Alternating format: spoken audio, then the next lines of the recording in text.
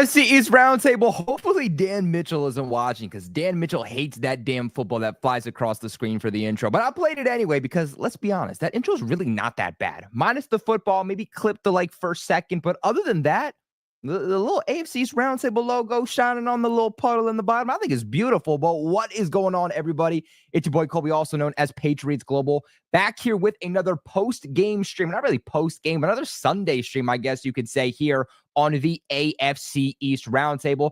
Today's video brought to you by BetUS. We'll talk to you a little bit later how you can have extra fun this postseason. Playoffs are now here, the Super Bowl, and how you can get an exclusive deal with BetUS. But some breaking news, not really some breaking news right now, but earlier today, the New England Patriots made a couple of moves, one of which was firing head coach Jerod Mayo. Let me tell you, my mind was absolutely blowing up when I saw that the Patriots actually made that move, because they won against an in-division rival in the Buffalo Bills. Now, I understand first overall pick was on the line. I wasn't exactly happy about the win. Let's just make that clear. We'll talk more about that tomorrow with the guys.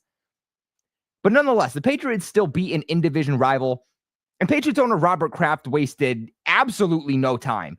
It came out 30 minutes, maybe 30, 40 minutes after the Patriots beat the Bills, got off the field, that Robert Kraft informed Jerod Mayo that he would not be coming back the following year.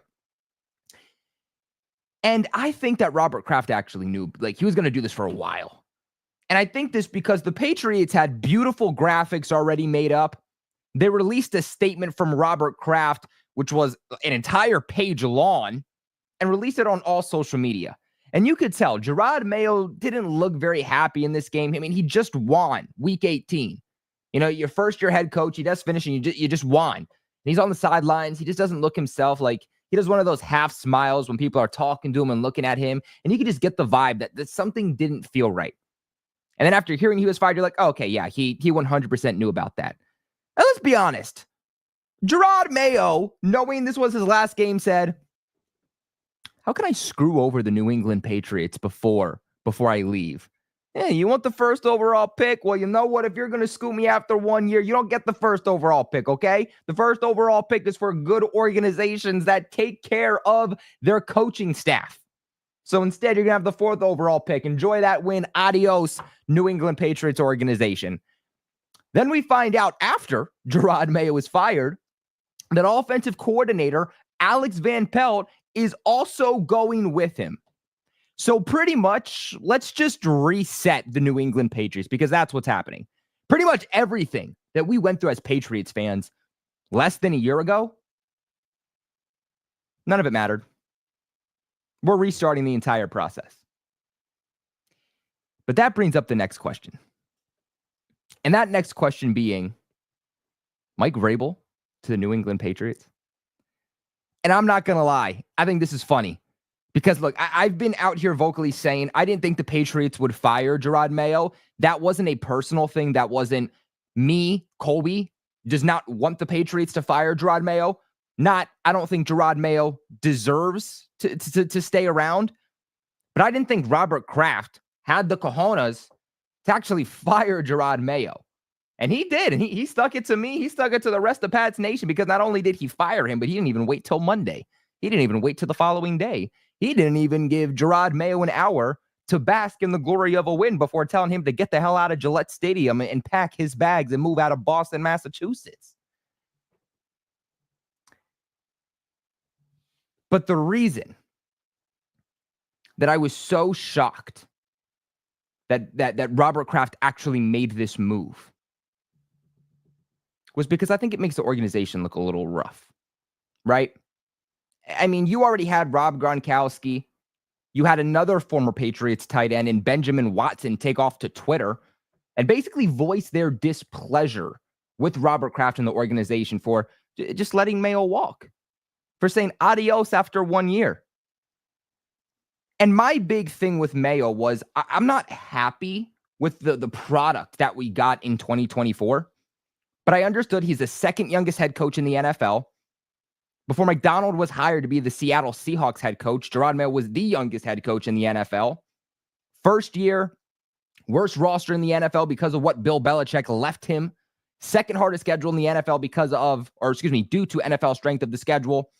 I don't think any coach was coming to New England and making this roster look good. No one was coming to New England and making the New England Patriots a contender. And we heard from multiple reports in recent weeks, Ian Rappaport, Adam Schefter, Diana Ruzzini, Tom Curran, just to name four very reliable sources that all said Robert Kraft has given Jerod Mayo behind the scenes a guaranteed another year. That's why I didn't think it was going to happen. But I had some friends ask me, they said, well, Colby, what has he done to deserve another year? And I sat down with myself and I thought for about a half hour, and I sat there and I said, there's a lot of reasons why I think he could get another year. But there's nothing that he's done this entire season that deserves for him to have another year.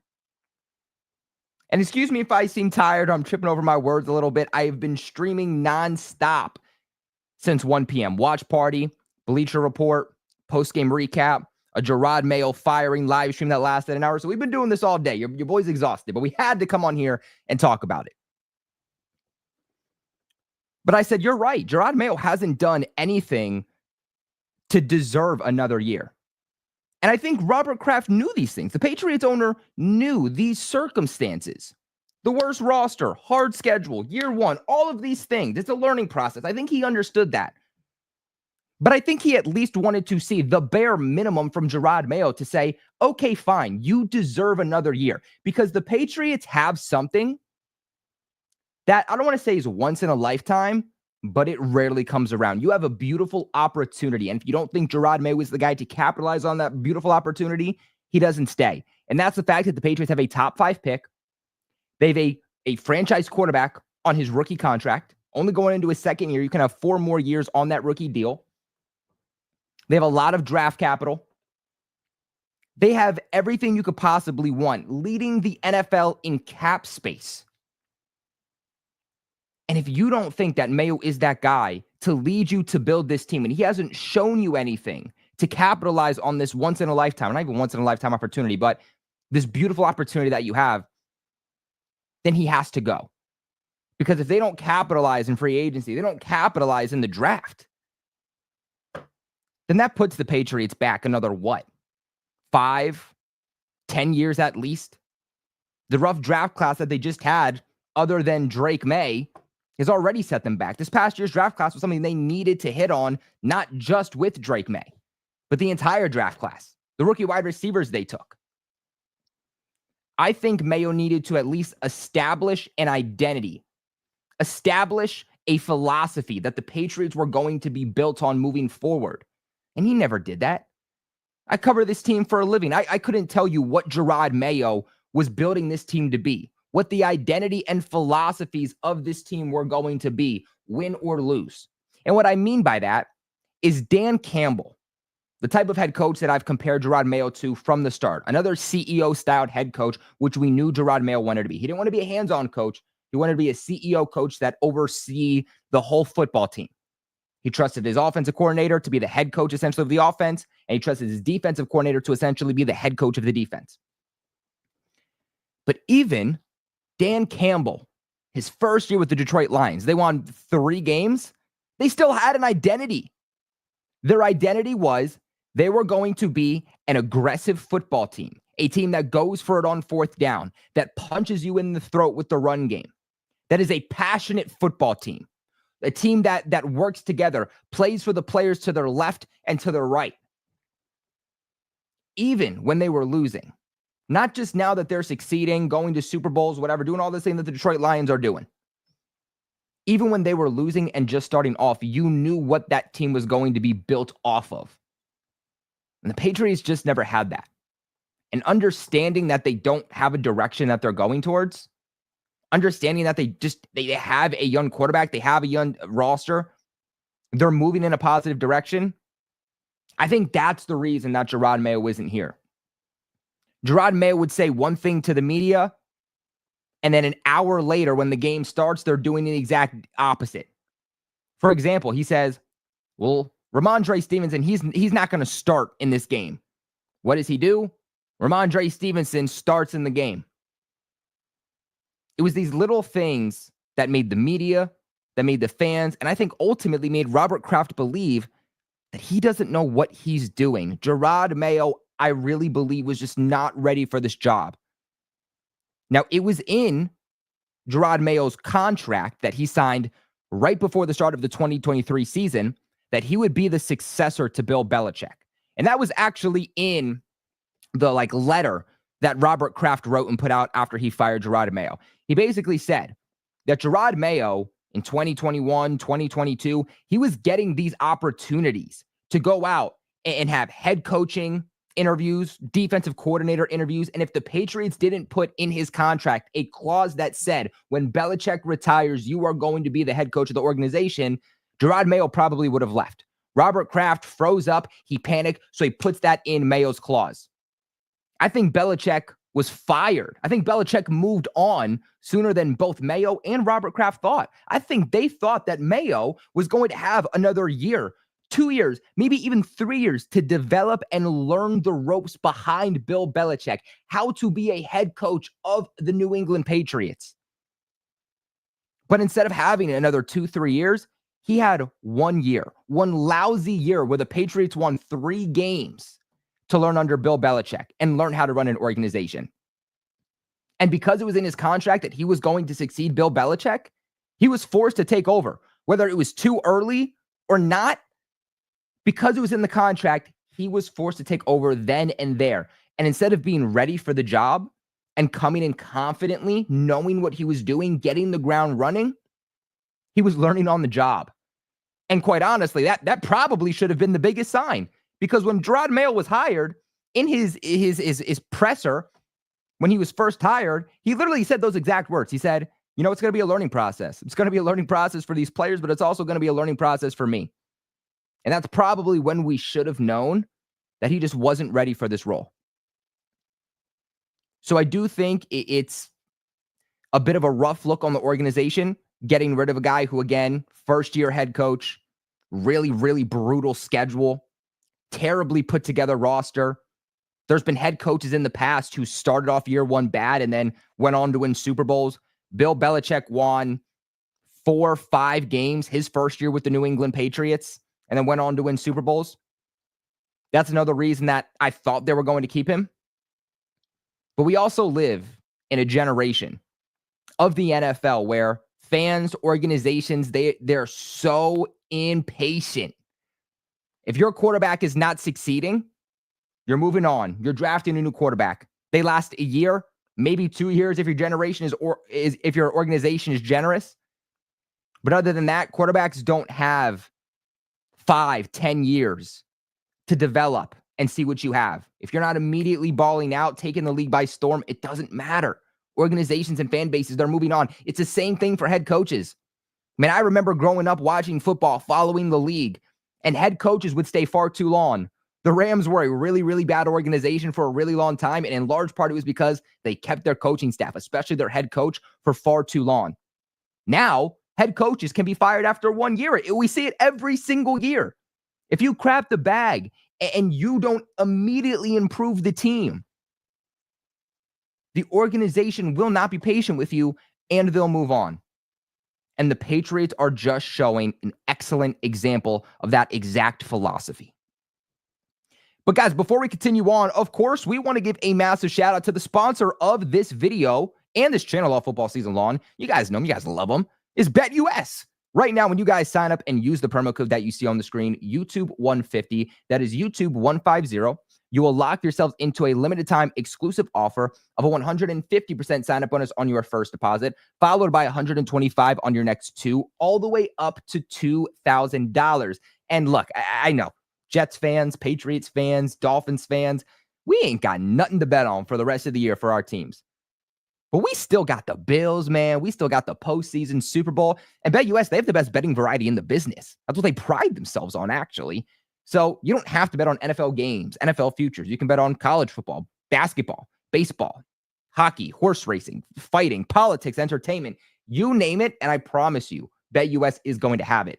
They're also giving you 10% back on your net losses 2 times a year and giving you your very own personalized account manager. But guys, play smart, play responsible. Please never bet more than you can afford to lose. But remember that supporting the sponsors, that supports the channel, supports all of the guys and everybody here at Roundtable Sports Network. But I want to get into the other half of this. Like I alluded to, I started to talk about it a little bit earlier, and then I was like, well, yeah, let's go back to Jerod Mayo. I actually got a couple more things to say. And that's the fact that they now have to find a new head coach. They have to find a new offensive coordinator. Where do they go? Well, currently, the New England Patriots are the strong favorites to land former Patriots linebacker, not Jerod Mayo, but former Patriots linebacker Mike Vrabel. And boy, oh boy, did all you Jets fans just crap your pants. Yeah, I can smell it. You guys are nasty, man. Yeah, I know you guys crapped your pants as soon as you saw that Jerod Mayo was fired, because you guys know that you want Mike Vrabel. Man, I remember Richie. Richie, man, I hope you're watching this right now, man. I hope you're watching this. Your top candidate was Mike Vrabel. And as soon as you saw this, you knew, oh, dear Lord, Mike Vrabel ain't going to the New York Jets, is he? Not because he wants to go to the damn New England Patriots. The Patriots are the strong favorites to land him. And you know what? If the Patriots decide that they don't want Mike Vrabel, you know who the second best odds is to be the Patriots' next head coach? It's Ben Johnson, the offensive coordinator for the Detroit Lions, who's been linked back to the Patriots now for a couple of weeks. So it feels like the Patriots are in pretty good hands. And they're going to do something this time around that they didn't do when they hired Jerod Mayo, because, again, it was already in his contract for a year that he was going to take over for Belichick. The Patriots are actually going to go out. They're going to do interviews. They're actually going to find a guy and do this process correctly to figure out who they want. But Mike Vrabel has vocally wanted to be a part of the New England Patriots organization again for a long time. It was a couple of years ago. I think it was the 2023 season, if I remember correctly. So maybe just last year. But Mike Vrabel came back to Gillette Stadium. He got inducted into the Patriots Hall of Fame, got his red jacket, and it became very obvious that he was interested in taking over to be the Patriots' next head coach. Unfortunately for Mike Vrabel, that dream was not going to become a reality in 2024. Because even if he wanted that job, even if Robert Kraft wanted to give him that job, even if Patriots fans wanted Mike Vrabel to take over for 2024, he couldn't. Why? Again, because it was in Jerod Mayo's contract. They had zero choice but to give that job to Jerod Mayo. And I find it ironic. I really do. I find it very ironic that Mike Vrabel chose not to coach in 2024. I've seen a lot of narrative from fans going around that, oh, well, Mike Vrabel is not a good coach. Mike Vrabel actually sucks. And Mike Vrabel, if he was good, he would be coaching in 2024. Mike Vrabel had opportunities to coach in 2024. He chose not to. He chose to take a higher up position with the Cleveland Browns this year and take a year off from coaching. And I wonder if he said, well, if Jerod Mayo is not ready and the Patriots fire him, I can still have an opportunity to coach my former organization that I won Super Bowls with, that I used to play for and succeed with. I can return home to Gillette Stadium if things don't go well with Jerod Mayo. So I'm going to take the year off, see how things go. If Mayo does well, then I guess I'm going somewhere else and I have to suck it up. But if Mayo sucks and gets fired, I could be the front runner for the New England Patriots. And that is exactly what happened. We heard just a few days ago from Tony Pauline that Mike Vrabel wants to coach the New England Patriots. A few days ago, Mike Vrabel changed his profile pictures. I think it's on like Twitter and maybe Instagram, but he changed his profile pictures to pictures of him when he used to play for the New England Patriots. And I remember Richie and Jets fans pumping their chest like, oh, Mike Vrabel, He's actually has an interview with our New York Jets. Then we hear, oh, yeah, that interview went oh so well with the New York Jets. A report. Dude, I'm sorry. I feel bad. I feel bad for you Jets fans because I swear the Patriots always bend you guys over and find ways to screw you. I feel a little bit bad about it. But after Jerod Mayo was fired, a report comes out after we hear Mike Vrabel wants to, of course, coach for the Patriots. And it says that Mike Vrabel used the New York Jets coaching job and the interview as leverage to get the Patriots job, leverage to push Robert Kraft to fire Jerod Mayo so that Mike Vrabel could come in and coach for the Patriots. Mike Vrabel never wanted to join the New York Jets. The interview never went well. He just wanted to put his middle finger up to his middle finger up to Robert Kraft and say, if you don't want me, someone else will, right? It's basically like that girl you got a thing for, and she got a thing for you, but you got a girlfriend, right? And so like you can't do nothing, right? Because like you have a girlfriend, and you know you're probably gonna end it with your girl. Things aren't really going that well. You already got this like next girl who you're kind of flirting with, and you're already interested in, and she's like, if you're not gonna make me a priority, if you ain't gonna dump that damn chick back there, well then you know what? I guess I'll go find another man. That's what Mike Vrabel's doing right now. Except you guys were the fake man that she pretended to want.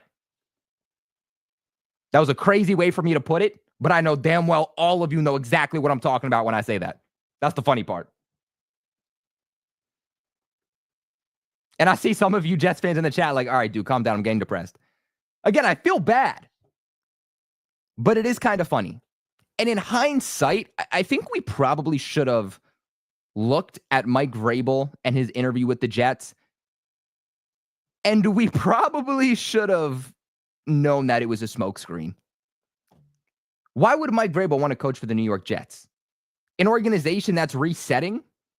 An organization that has drama? An organization who currently has the worst owner in the entire NFL. Ain't nobody want to come coach for a Woody Johnson-led team. And Mike Vrabel is the hottest name. It's not Ben Johnson.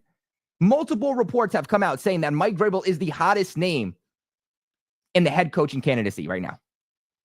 In fact, it was yesterday that a report came out that there are some NFL teams who are willing to fire their current head coach if it means bringing on Mike Vrabel.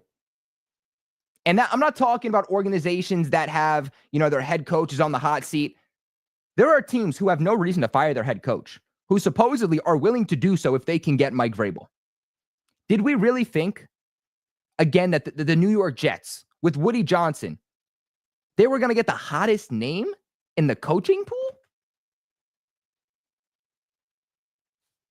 I'm not trying to be rude here. I'm genuinely asking, did we really think that Woody Johnson, who blew up his own team, who screwed over every single one of you Jets fans, did we really think that that guy was going to get the hottest coach? Come on. You know who the New York Jets are going to get as their next head coach? They're going to get some guy who is turned down from every other NFL team to be a head coach. Someone who just wants a chance, but no one else will give it to him. For lack of better words, the New York Jets are going to get sloppy seconds when it comes to head coach. They're not going to get the best name out there, and it all comes down to Woody Johnson.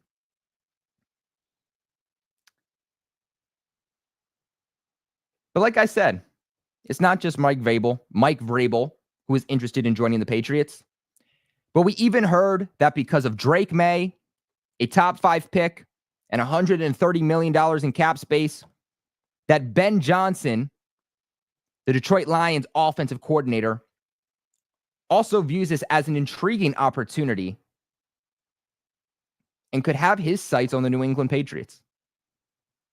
So New England is now currently in a position when it comes to head coach to where they might have an opportunity at both of the hottest names in this coaching pool.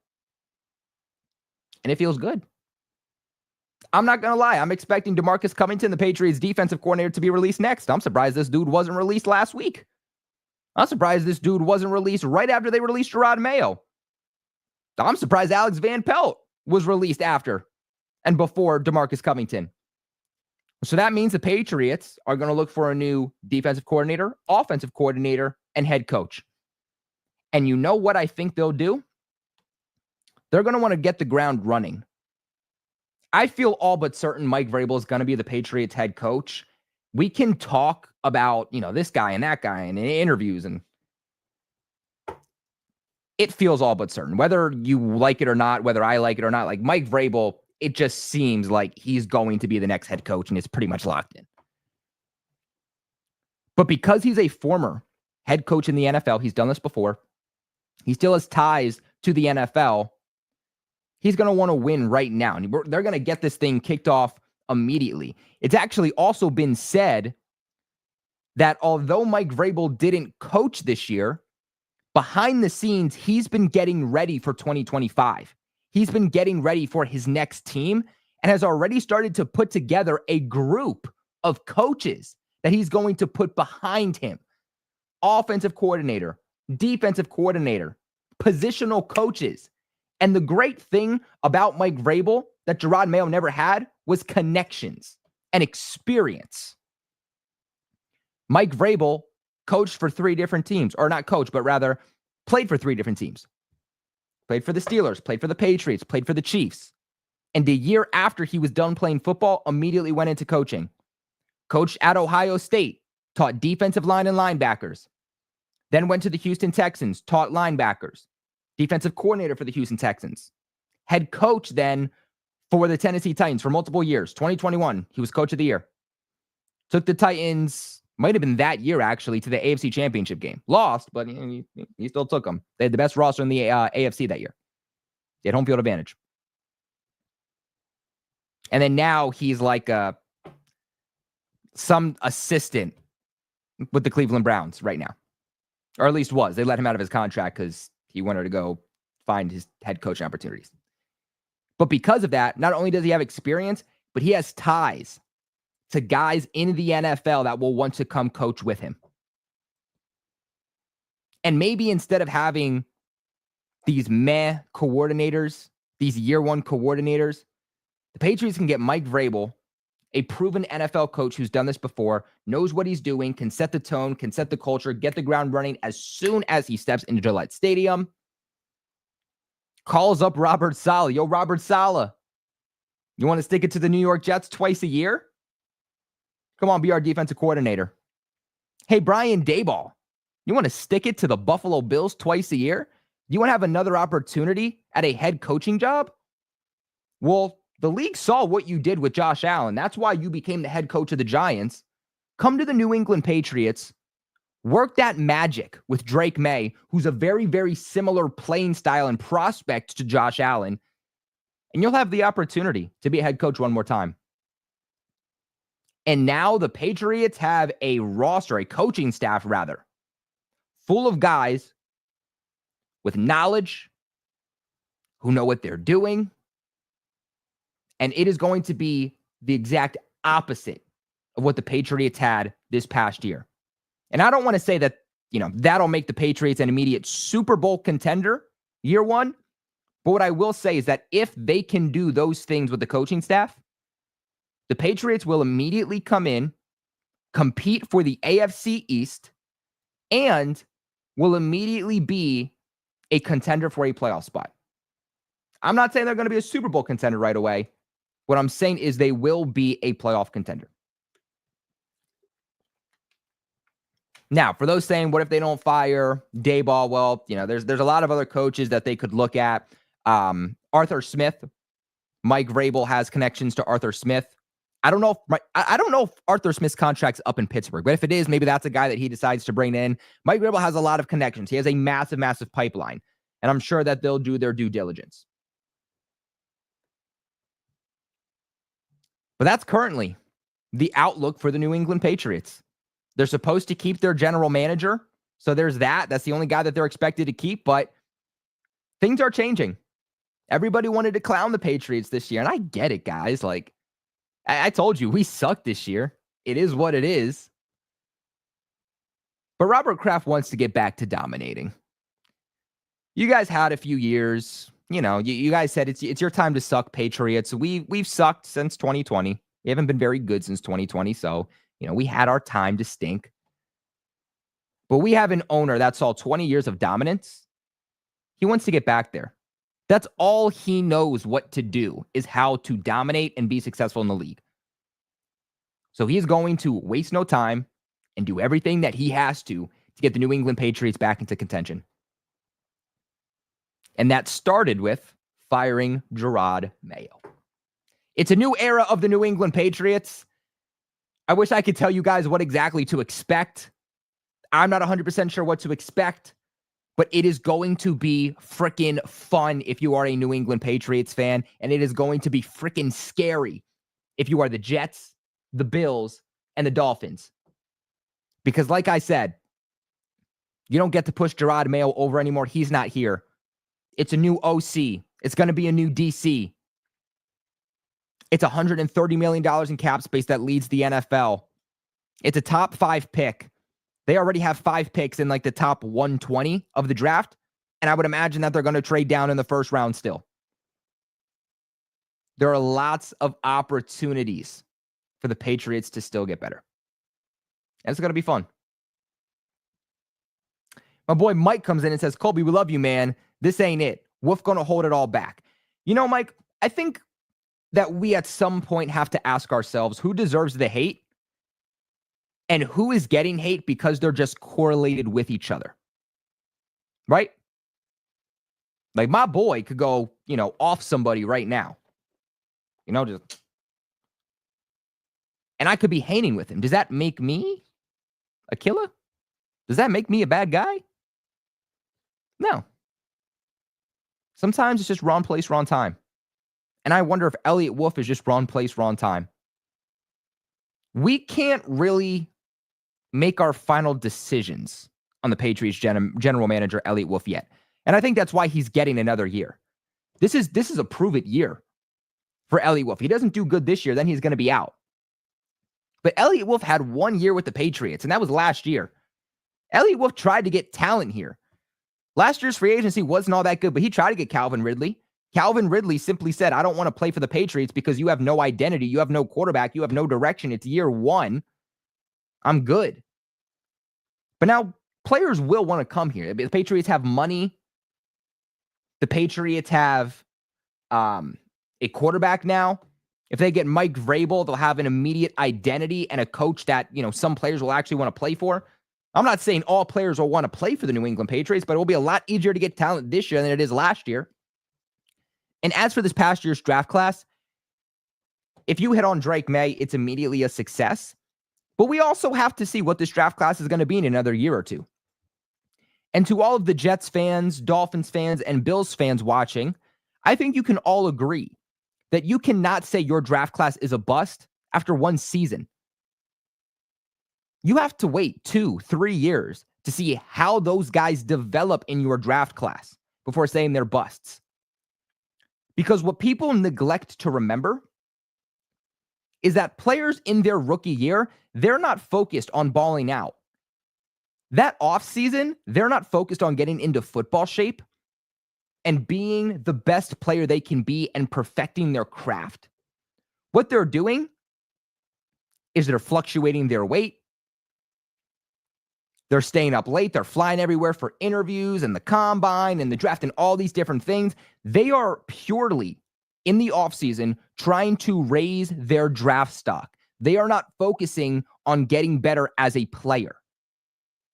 That's why for a lot of players, it takes 2, 3, sometimes even more years to truly start to develop. There's been a lot of players we've seen in the past that don't pop off for a couple of years into their career. Also, from a Patriots side of things, Look how bad the coaching staff was this past year. Which of those guys was truly going to develop anybody on the in that draft class outside of Drake May?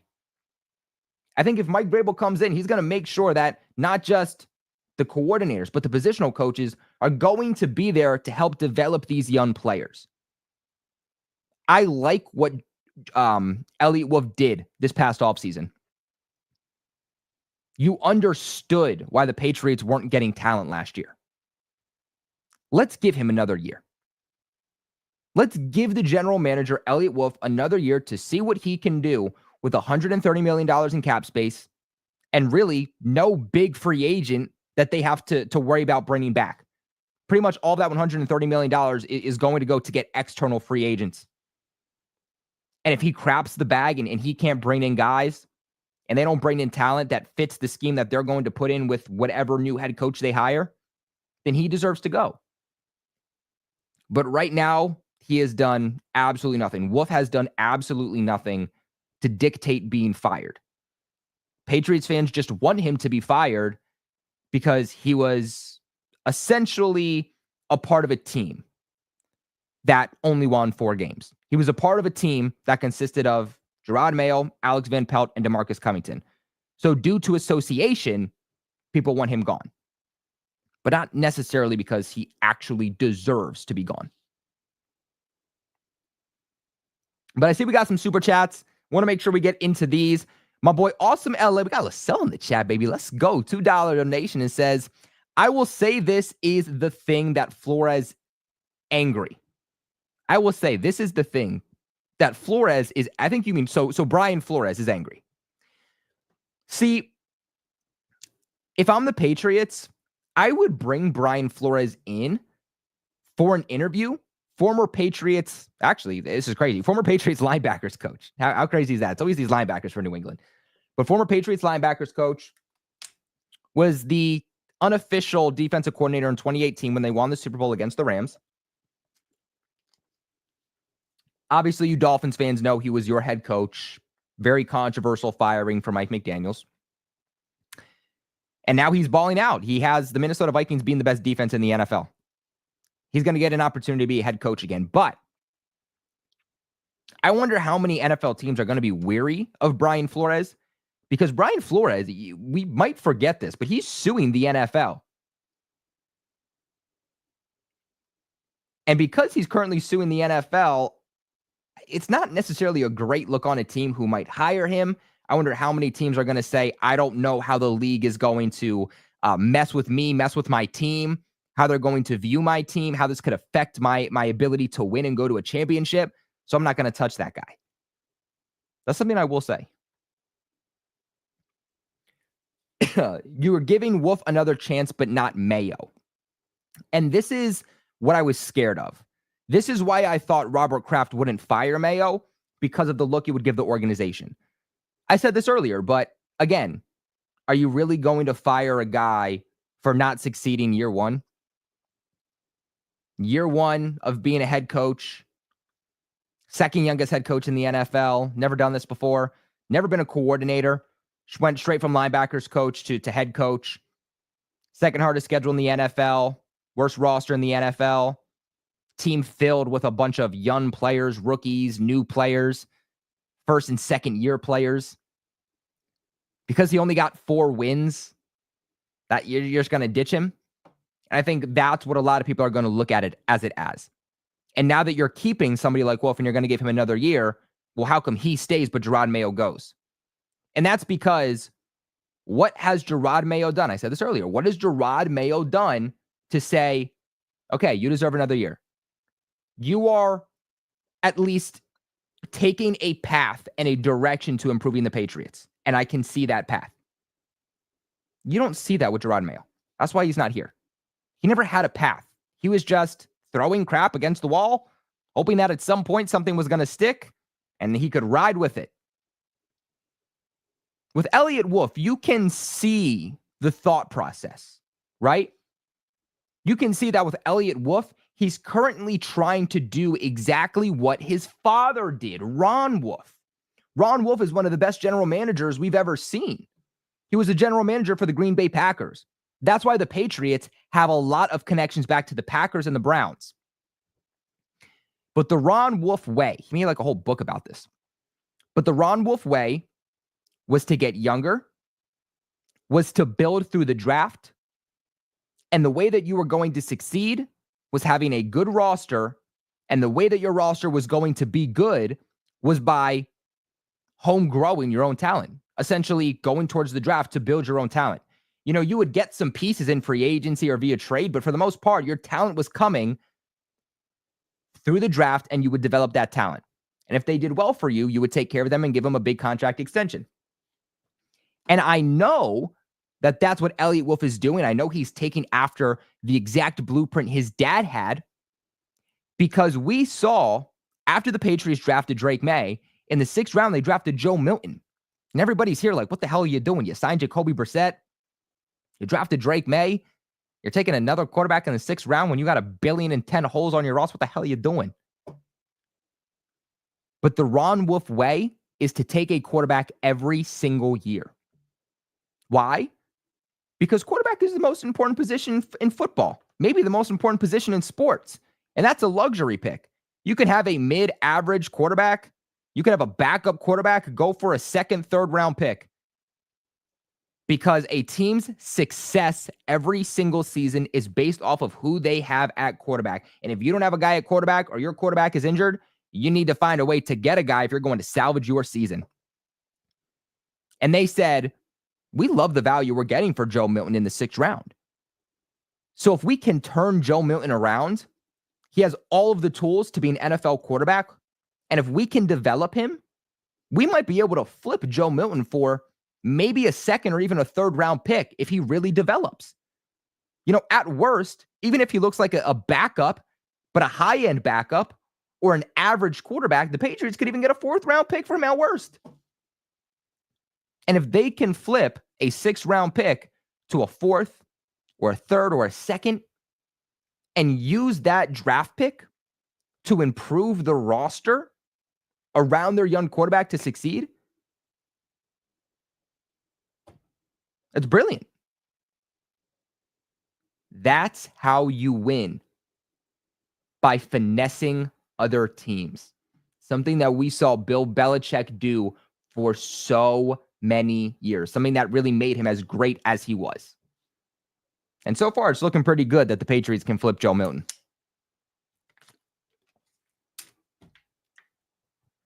We got Red Hood coming in with a $2 donation. Says, do you like Flores or Vrabel with Hunter and Higgins? Yeah, Hunter's not coming. Higgins I like. I've heard people say Ted McMillan and T. Higgins. You don't want that. Ted McMillan and T. Higgins are very similar players. You can't get them on the field at the same time. If anything, I would say Higgins and Darius Slayton, or actually, yeah, that's it. Higgins and Darius Slayton, or Darius Slayton and Ted McMillan. That would be the wide receiver duos that I would potentially be looking at. Travis Hunter doesn't make sense for the Patriots. I know that people don't like to hear that. It makes zero sense for the Patriots. Like, we're thinking with our hearts and not our heads here. Yeah, like, what's going to make the Patriots better? An offensive tackle, a wide receiver, an edge rusher. What are their top 3 needs? But no, let's draft a cornerback, which is probably the Patriots' 5th biggest need. Let's draft a cornerback in the 1st round, not trade down to get any assets, because that's going to help the Patriots succeed again. That's the thing. When it comes to Travis Hunter, Patriots fans are thinking about the aura. They're thinking about the name. They're thinking about how hype it would be to have him and how cool it would be to see him in his jersey, and how they can go to the Patriots Pro Shop and get themselves a little Patriots jersey that says Hunter on the back. They're not actually thinking about, hey, how can the Patriots go back to the Super Bowl? And that's the problem. You're thinking too small. But you know what? Maybe something good came out of the Buffalo Bills screwing us over today and losing. And maybe that's now that the Patriots don't have the 1st overall pick, they're not going to be in a position to get Travis Hunter. Travis Hunter is going to go in the top 3. So you know what? Maybe the Bills did me a favor, and now for the entire offseason, I don't have to hear about Travis Hunter to the New England Patriots anymore. So at least there's that. But when it comes to what coach I want more, I would definitely want Mike Vrabel more. I think he has better connections. I think he has better ties back to the New England Patriots. I think he wants to do a lot of the same things that Jerod Mayo wanted to do, but he knows how to actually do them, and he's established. As a head coach, he's been to the playoffs, the regular season. He's been to the AFC Championship game. He's been coach of the year. He's done all of these things that immediately can help the Patriots. The Patriots won't have to have this grace period. Like with Jerod Mayo, we said it's going to be a learning process. It's going to be a 2 to 3 year rebuild. And then you're definitely not contending year one of Jerod Mayo. With Mike Vrabel, if he comes in and he's the head coach for the Patriots, as long as you build around him and you actually go out in free agency, you go out in the draft and you hit on these picks to make your roster better, you can be a playoff team year one. So without a doubt, I'm going Mike Vrabel, baby. But hey, guys, look, that is going to end it for today's stream. Oh, we got one more super chat I want to get into. I want to make sure we don't lose out on any of these. You guys are very generous. Red Hood comes back and says, I'm thinking 2 corners, a couple wide receivers. You definitely need a great running back. Think about it like this. Your biggest need is offensive tackle. You need 2 tackles and then depth. You need a wide receiver 1. You probably even need a wide receiver 2 at this point. You need an edge rusher, and you might even need 2 edge rushers because Keion White vocally not happy with the Patriots. And even then, Keion White is one of the best interior defensive linemen when he rushes from the interior. So I would honestly make him an interior defensive lineman. If that's where he plays better, don't make him an edge rusher. Put a player where he succeeds the best. Put him on the interior. So the Patriots might even need 2 edge rushers. I think the Patriots need a cornerback, but there are some really good corners in free agency that I would target. The Patriots don't need a cornerback 1. The Patriots need cornerback depth. They need a guy opposite of Christian Gonzalez. That's the thing. And if you were to draft Travis Hunter, who multiple NFL executives believe is a cornerback at the NFL level, you're picking 1. Because I promise you that Travis Hunter is going to be a very good cornerback in the NFL. Christian Gonzalez is easily a top 10 cornerback in the NFL already. Statistically backs that up. You are not going to go out in a couple of years and give both of those guys big contracts. It's just not smart to give 2 cornerbacks, 18, 20 plus $million per year. It's just stupid. That's why you go out, you get Kelvin Banks, you get Abdul Carter. You don't go cornerback. Because now you can sign Christian Gonzalez to an extension. And now you can sign a pass rusher in Abdul Carter or an offensive tackle in Kelvin Banks to a contract extension when the time comes. Putting all of your money and assets to cornerback alone isn't very smart.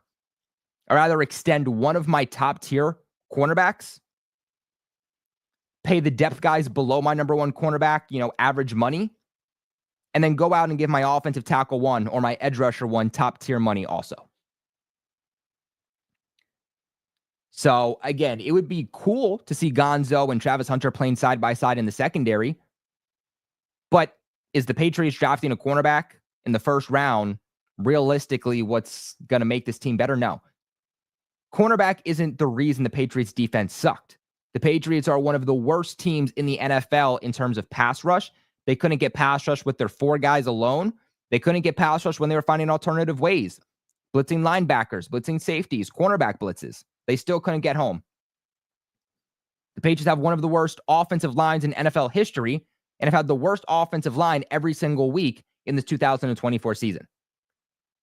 So those are 2 positions right there that if you get even an above average guy, doesn't even have to be elite, just an above average guy, that is going to make a much bigger impact than having an elite Travis Hunter at cornerback. As for running back, I'm not putting much stock into it. I think this is what a really, really, really, really, really good running back draft class. Very, very deep. They can get a guy in the 4th, 5th round if they want to as depth and insurance policy, but build the offensive lineup and then see what Ramondre Stevenson and Antonio Gibson can give you. You just signed Ramondre Stevenson to an extension this past offseason. You signed Antonio Gibson to a multi-year deal this offseason. I don't see a world in which they give up on those guys just yet. And I don't think they should either. But guys, what are your thoughts on this coaching situation for the Patriots? They move on from Jerod Mayo. their head coach. They move on from Alex Van Pelt, both after just 1 year. More changes are going to be made, and it sounds like whatever the Patriots do at head coach, it's going to happen pretty quick. We could find out who the Patriots head coach is going to be for 2025 as soon as next week.